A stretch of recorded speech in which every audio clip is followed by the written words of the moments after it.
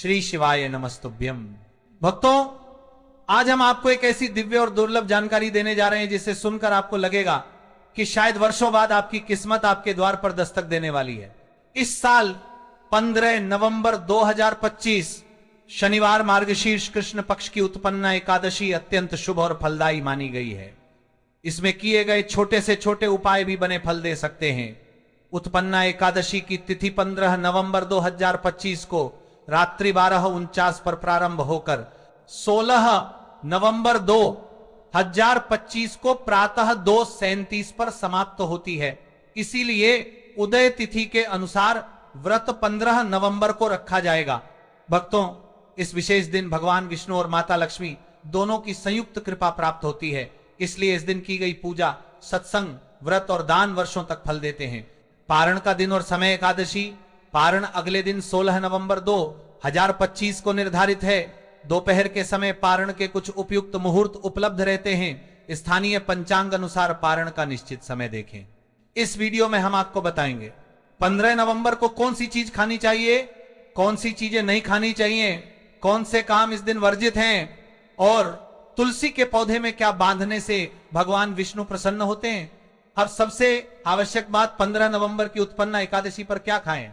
शास्त्रों और परंपरा के अनुसार मार्गशीर्ष मास की उत्पन्ना एकादशी पर तिल गुड़ का सेवन अत्यंत शुभ और लाभप्रद माना गया है। यह शरीर को सात्विक बनाता है, मन को शीतल करता है और माता लक्ष्मी की कृपा को स्थिर करने में सहायक होता है। किस चीज से दूर रहें, यह दिन आत्मशुद्धि का है। मांसाहार और किसी प्रकार का मांस, मछली, मुर्गा न खाएं।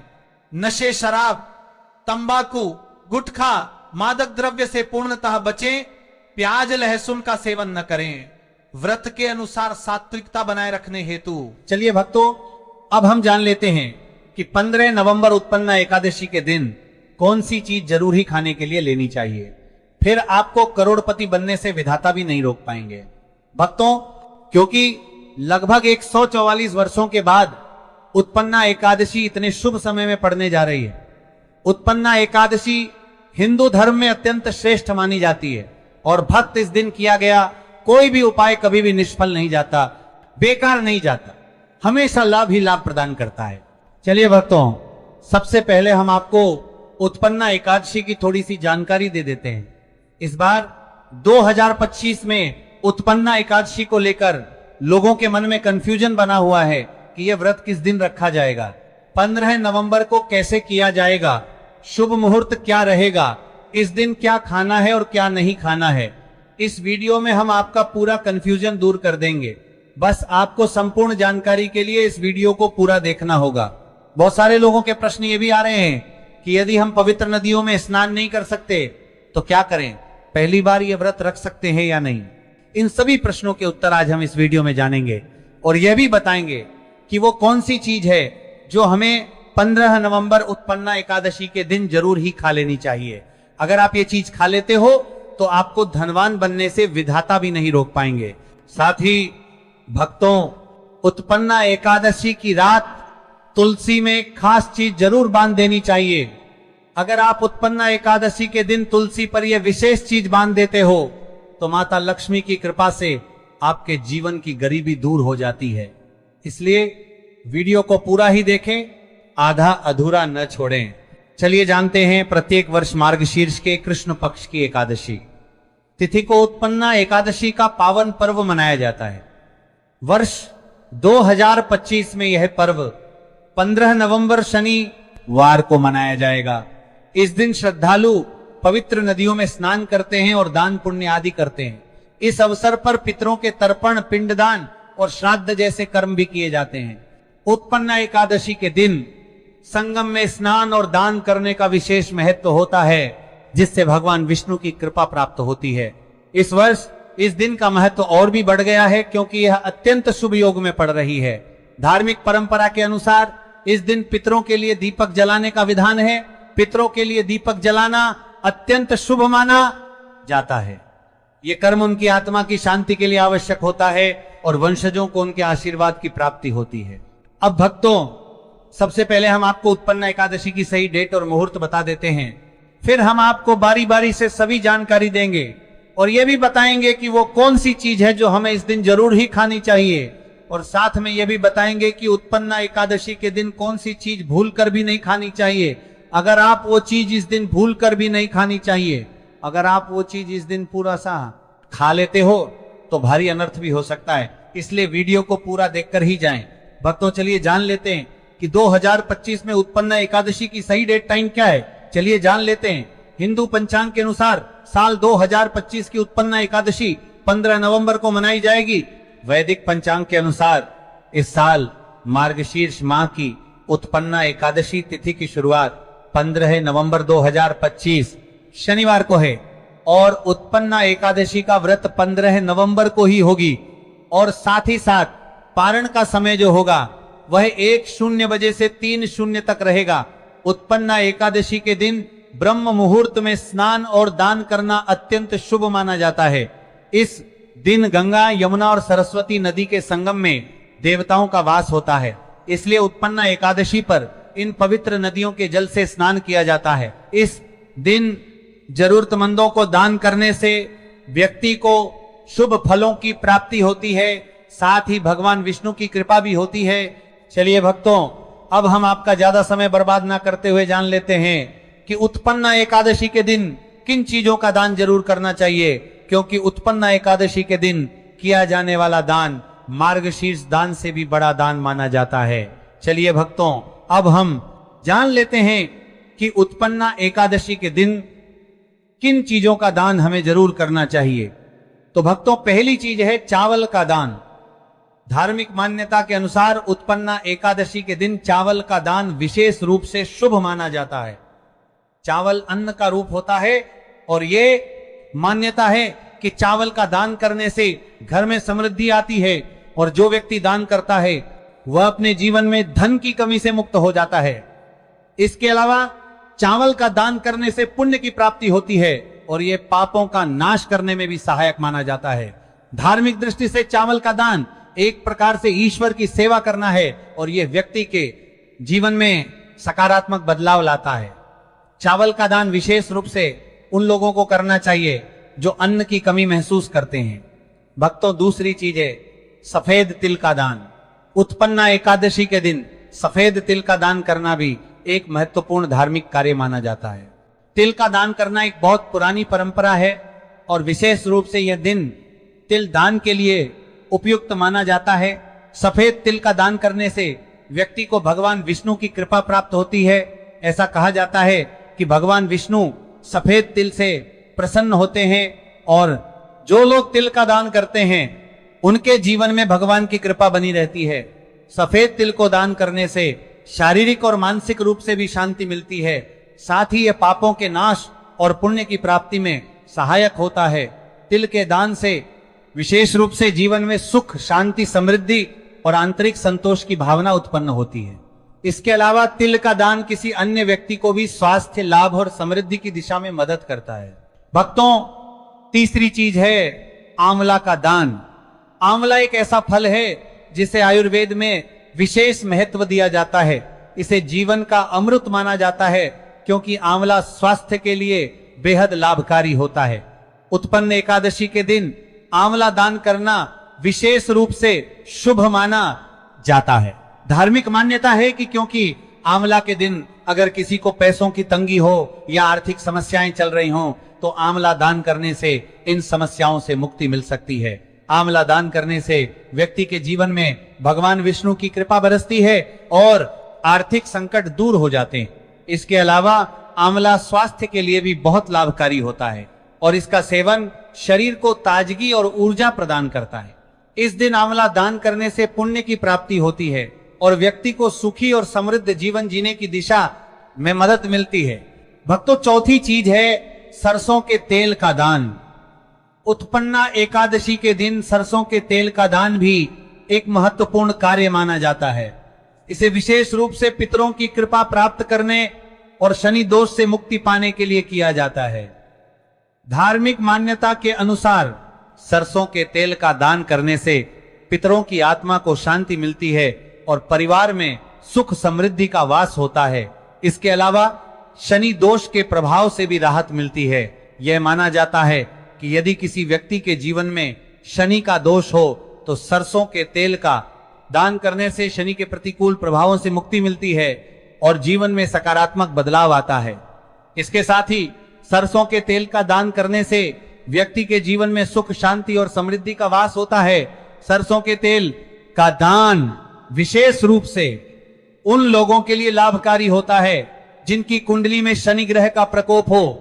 इस दान से शनि के प्रभाव को शांति मिलती है और जीवन में बाधाओं का नाश होता है। भक्तों, हमने वीडियो के डिस्क्रिप्शन में अपने टेलीग्राम चैनल का लिंक पिन किया है, जिसे आप ज्वाइन कर लीजिए, जहां पर हम आपकी कुंडली, राशि और त्योहारों के मनाने की विधि और उपायों के बारे में बताते हैं और साथ में वास्तु से जुड़ी सारी जानकारी देते हैं। इसीलिए देर न करते हुए दी गई लिंक पर क्लिक करके ज्वाइन कर लीजिए। अब भक्तों, बात करते हैं कि इस दिन कौन सी चीजें निषेध हैं। धार्मिक दृष्टि से मांसाहार का सेवन न केवल शारीरिक दृष्टि से आपत्तिजनक माना जाता है, बल्कि यह आपकी आध्यात्मिक उन्नति में भी रुकावट डालता है। मांसाहार से शरीर में तामसिक गुण बढ़ते हैं जो मानसिक शांति और संतुलन को प्रभावित करते हैं। शास्त्रों में कहा गया है कि मांसाहार से शरीर और मन में राजस और तामसिक गुण बढ़ते हैं जो भक्ति के मार्ग में बाधा उत्पन्न करते हैं। इसलिए इस दिन मांसाहार, अंडे, मछली, मुर्गा या किसी भी प्रकार के मांस का सेवन नहीं करना चाहिए। आपको इस दिन शुद्ध और सात्विक भोजन करना चाहिए, जैसे ताजे फल, दाल, चपाती, खिचड़ी आदि, जो आपके शरीर और मन दोनों को शुद्ध रखते हैं। यह व्रत के उद्देश्य के साथ पूरी तरह मेल खाता है और भगवान विष्णु की कृपा प्राप्त करने में मदद करता है। भक्तों, अब हम बात करते हैं दूसरी चीज की जो इस दिन वर्जित है। खट्टे पदार्थ, खट्टे भोजन जैसे आम, इमली, दही और खट्टे फल आदि का सेवन इस दिन नहीं करना चाहिए। धार्मिक दृष्टि से खट्टा भोजन तामसिक गुणों को बढ़ाता है जो मानसिक स्थिति पर नकारात्मक प्रभाव डालता है। खट्टे पदार्थों से शरीर में नकारात्मक ऊर्जा का संचय होता है जो आपके व्रत के उद्देश्य के खिलाफ होता है। जब आप खट्टे पदार्थों का सेव न करते हैं तो ये आपके मन को चंचल और अशांत बना सकता है, जिससे पूजा और भक्ति में विघ्न उत्पन्न हो सकता है। इसके अलावा खट्टा भोजन शरीर के ऊर्जा स्तर को भी असंतुलित कर सकता है। इसलिए इस दिन खट्टे भोजन से बचना चाहिए। खट्टे पदार्थ आपके मन को चंचल बना सकते हैं और ऊर्जा स्तर को असंतुलित कर सकते हैं, इसलिए खट्टे पदार्थों से बचना चाहिए। यदि आपको कुछ ताजगी और स्वाद चाहिए तो आप हल्के मीठे फल जैसे केला, सेब या नारियल का सेवन कर सकते हैं। ये फल न केवल स्वादिष्ट होते हैं बल्कि आपके शरीर और मन को भी शांति प्रदान करते हैं। भक्तों, तीसरी और महत्वपूर्ण चीज जिसे इस दिन से दूर रखना चाहिए वह है नशे से संबंधित पदार्थ। उत्पन्ना एकादशी के दिन शराब, तंबाकू, गुटखा, मादक द्रव्यों आदि का सेवन करने से बचना चाहिए। नशे के पदार्थ मानसिक और शारीरिक स्वास्थ्य के लिए हानिकारक होते हैं और व्रत के पवित्र उद्देश्य को भी बिगाड़ सकते हैं। धार्मिक दृष्टि से नशे के पदार्थ शरीर और मन में अशुद्धि बढ़ाते हैं और यह आपकी भक्ति की शक्ति को नष्ट कर सकते हैं। शास्त्रों में यह स्पष्ट रूप से कहा गया है कि नशे का सेवन करने से भक्ति की शुद्धता और निष्कलंकता प्रभावित होती है। नशे के कारण मानसिक स्थिति विकृत हो सकती है, जिससे आपकी पूजा और व्रत का प्रभाव कम हो जाता है। इसलिए इस दिन किसी भी प्रकार के नशे से बचना चाहिए ताकि आपकी भक्ति शुद्ध और निष्कलंक रहे। नशे से बचकर आप अपने मन और शरीर को शुद्ध कर सकते हैं और भगवान विष्णु की कृपा प्राप्त कर सकते हैं। अब हम बात करते हैं चौथी चीज जो है शक्कर और मिठाई के सेवन की। इस दिन अत्यधिक मीठा और शक्कर युक्त पदार्थों का सेवन नहीं करना चाहिए। शक्कर का अत्यधिक सेवन शरीर में राजस और तामसिक गुणों को बढ़ाता है जो व्रत के उद्देश्य के खिलाफ होता है। यदि आप मिठाई खाते हैं तो यह आपकी मानसिक स्थिति को प्रभावित कर सकता है और वृत्ति को संतुलित रखने में कठिनाई पैदा कर सकता है। हालांकि इस दिन हल्के मीठे फल जैसे केला, सेब और नारियल आदि का सेवन किया जा सकता है जो शरीर के लिए लाभकारी होते हैं और मानसिक शांति बनाए रखते हैं। लेकिन अत्यधिक शक्कर और मिठाई का सेवन करने से बचना चाहिए क्योंकि ये व्रत के उद्देश्य से मेल नहीं खाता। मीठे पदार्थों के बजाय ताजे फल और हल्का सात्विक भोजन खाकर आप अपनी भक्ति को शुद्ध और स्थिर रख सकते हैं। भक्तों, पांचवा और अंतिम, इस दिन जिन चीजों का सेवन नहीं करना चाहिए उनमें सबसे महत्वपूर्ण है प्याज और लहसुन का सेवन। उत्पन्ना एकादशी के दिन प्याज और लहसुन का सेवन नहीं करना चाहिए। शास्त्रों में इन्हें तामसिक गुणों से भरपूर माना गया है जो आपके मानसिक संतुलन को प्रभावित कर सकते हैं। प्याज और लहसुन का सेवन करने से व्यक्ति के आहार में असंतुलन आता है और भक्ति में विघ्न उत्पन्न हो सकता है। प्याज और लहसुन के सेवन से मन अशांत हो सकता है और व्यक्ति की मानसिक स्थिति विकृत हो सकती है। इसीलिए इस दिन इन दोनों का सेवन ना करना ही उचित होता है। चलिए भक्तों, अब हम जान लेते हैं कि 15 नवंबर उत्पन्ना एकादशी के दिन भगवान विष्णु को प्रसन्न करने के लिए तुलसी के पौधे में कौन सी चीज जरूर बांध देना चाहिए। व्यक्ति का भाग्य चमक जाता है। उत्पन्ना एकादशी के दिन तुलसी के पौधे की पूजा का विशेष महत्व है। इस दिन पूजा करते समय सबसे पहले व्यक्ति को सुबह स्नान आदि से निवृत्त होकर शुद्ध अवस्था में तुलसी के पौधे के पास जाना चाहिए। इसके बाद तुलसी के पौधे को गंगा जल से स्नान कराना चाहिए। गंगा जल का छिड़काव करने से तुलसी के पौधे की पवित्रता और भी बढ़ जाती है और वातावरण में एक शुद्धता का संचार होता है। इसके बाद तुलसी के पौधे पर हल्दी, रोली और चंदन लगाना चाहिए। भक्तों, उत्पन्ना एकादशी के दिन तुलसी के पौधे पर कलावा या मौली धागा बांधने की परंपरा है। कलावा बांधने से भगवान विष्णु और माता लक्ष्मी की कृपा प्राप्त होती है। यह परंपरा विशेष रूप से घर के सभी सदस्यों के लिए खुशहाली, अच्छे स्वास्थ्य और समृद्धि की प्राप्ति का संकेत मानी जाती है। कलावा बांधने से परिवार में सुख, शांति और समृद्धि का वास होता है और यह पूरे परिवार के लिए एक सुरक्षा कवच के रूप में कार्य करता है। कलावा को बांधते समय व्यक्ति को विशेष ध्यान रखना चाहिए कि वह इसे श्रद्धा और विश्वास के साथ बांधे। इससे घर में नकारात्मक ऊर्जा का प्रवेश नहीं होता और सकारात्मक ऊर्जा का संचार होता है। साथ ही यह व्यक्ति के जीवन में एक नई ऊर्जा का संचार करता है जो उसके कार्यों में सफलता और समृद्धि लाती है। भक्तों, उत्पन्ना एकादशी के दिन तुलसी के पास मीठे भोग जैसे गुड़, तिल और फलों का प्रसाद अर्पित करना चाहिए। यह भगवान विष्णु के प्रति श्रद्धा का प्रतीक माना जाता है। गुड़ और तिल का विशेष महत्व है क्योंकि ये भगवान विष्णु के प्रिय पदार्थ हैं। गुड़ का सेवन शरीर के लिए फायदेमंद होता है और तिल के साथ इसे अर्पित करने से विशेष पुण्य की प्राप्ति होती है।